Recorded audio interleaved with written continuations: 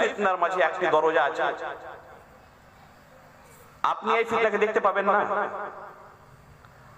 তো ওমর ফারুক রাদিয়াল্লাহু তাআলা আনহু বলছেন, আর এই ঘটনাটি সহিহ বুখারীতে আছে, যে এই দরজার কথা যে আপনি বললে, তো এই দরজাটা খোলা হবে না ভাঙা হবে? এই ফিতনা যে এই উম্মতে প্রবেশ করবে, তো এই দরজাকে খুলে না এই দরজাকে ভেঙে প্রবেশ করবে?